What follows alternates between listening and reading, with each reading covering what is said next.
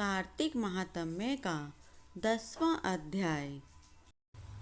राजा पृथु बोले, हे ऋषि श्रेष्ठ नारद जी, आपको प्रणाम है।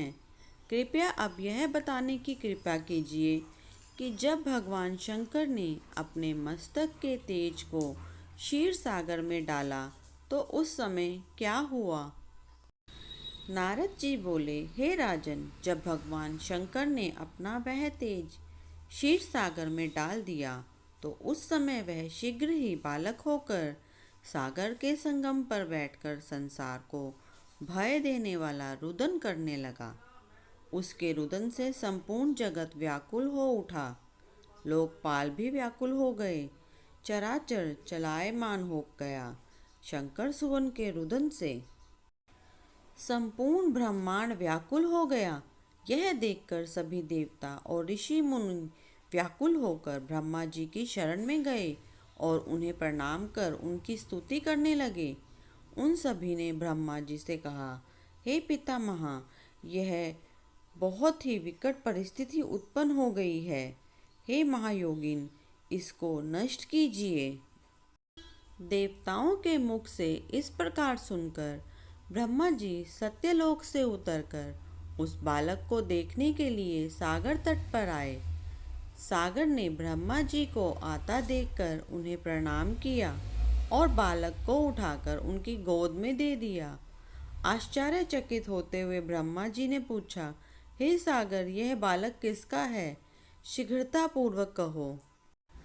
सागर विनम्रता पूर्वक बोला, प्रभु, यह मुझे ज्ञात नहीं है, परंतु मैं इतना अवश्य जानता हूँ कि यह गंगा सागर के संगम पर प्रकट हुआ है।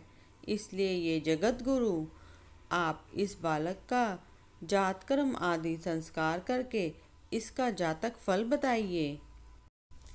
नारद जी राजा पृथु से बोले, सागर ब्रह्मा जी के गले में हाथ डालकर बार बार उनका आकर्षण कर रहा था।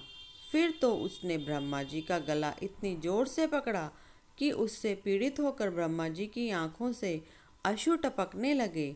ब्रह्मा जी ने अपने दोनों हाथों का जोड़ लगाकर किसी प्रकार सागर से अपना गला छुड़वाया और सागर से कहा, हे सागर, सुनो, मैं तुम्हारे इस पुत्र का जातक फल कहता हूँ।